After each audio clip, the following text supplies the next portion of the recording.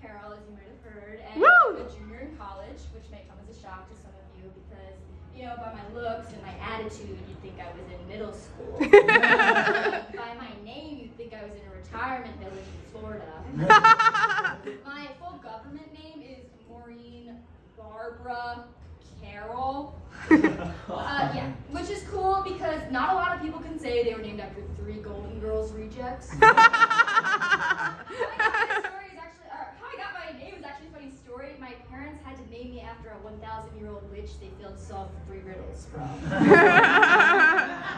Originally, my parents were going to name me Reenie, but they decided I might want to have Maureen later in life as like a professional backup. Which makes me laugh because imagine my parents holding their newborn daughter so full of love and thinking, but what if she wants a 401k? If we name her Reenie, she might become an artist or be really into crystals. As you can tell, I've become an artist and I'm really into crystals. I always hated the nickname Reenie when I was in middle school though because, okay, like off the top of your heads, how many bad things rhyme with Reenie? Yeah, like 2 of them, but I got called both of those in the front.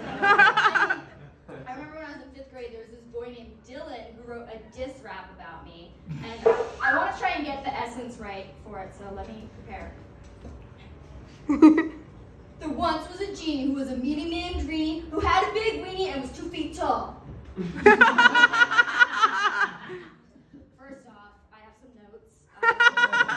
The rhyme teeny was right there. She could have said she was teeny, not 2 feet tall. So, you know, I was in the same English class as this guy, so I knew we were beyond that comprehension level. Second off, the only insults they could think of for me was I was mean, I was short, and I had a big dick. Those are just true. Yeah. Anyway, I think I was cursed by a witch at some point in my life. Do you guys ever feel like that? Woo!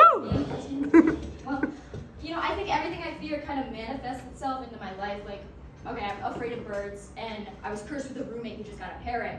Boy, are his eyes seedy. Some bird food-related humor for you. Okay, or, like, I'm terrified of pregnancy, but I was cursed to love unprotected sex. Oh, talking about her body, everyone's uncomfortable now. The last one is more relevant. As I mentioned, I do have a boyfriend, which is exciting. It's my first adult relationship. Woo! You don't have to cheer. I'm not proud of it. It's actually a pretty classy setup because, you know, in high school I'd have to like sneak in and out of my partner's houses, and you know. But now at least he gives me like a kiss on the cheek before I climb out his window. You know. I love my boyfriend, which is cool because he just heard me say that. And we sleep over a lot, and what I found out is he sleep talks a lot, which is fine because I'm a heavy sleeper.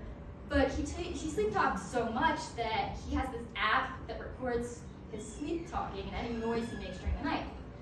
What I also found out is I am gassy, and it's hard to hold in a fart for 8 hours.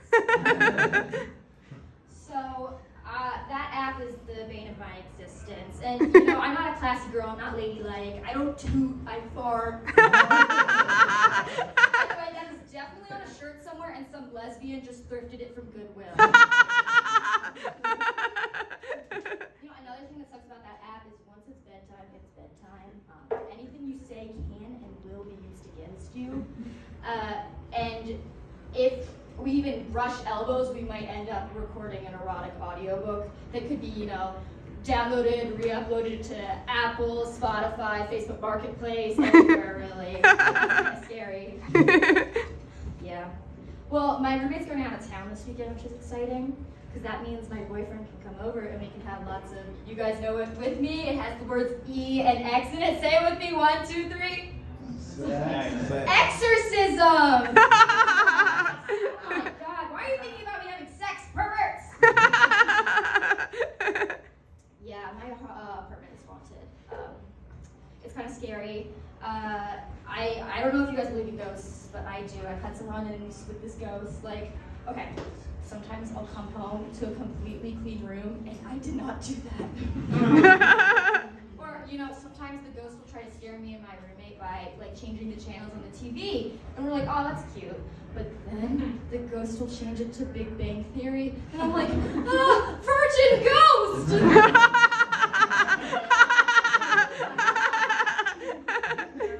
Honestly, I think having a ghost is just like having another shitty roommate. Because, my electricity bill is so high, and how am I supposed to tell my landlord if I have someone in there that's not on the lease? That's not cool. They're not as chill as you and I. Also, they never pitch in with the groceries. They never do the dishes. They always keep it super cold. What else? They're always moaning so incredibly loud, and I never said they could have a guest over. But then remember, they watch The Big Bang Theory, so it's not sex moaning, it's loser moaning, so it's worse.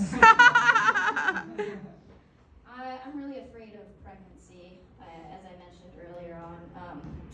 Everything I've learned about pregnancy has been against my will. It's all awful.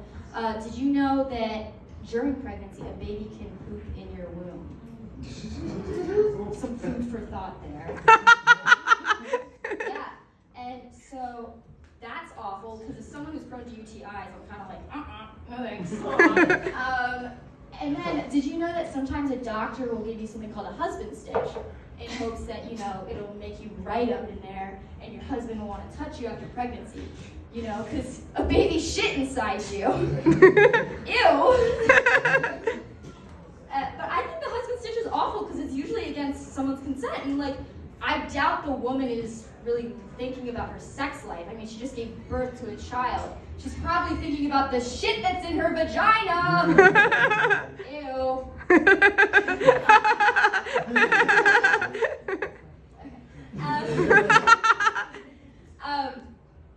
Yeah, but they always say you have 3 options when you have a baby. You can take it up for adoption, you can have the baby, or you can have an abortion. But I'm telling you, there's a 4th option. You can give it to a witch to break a family curse.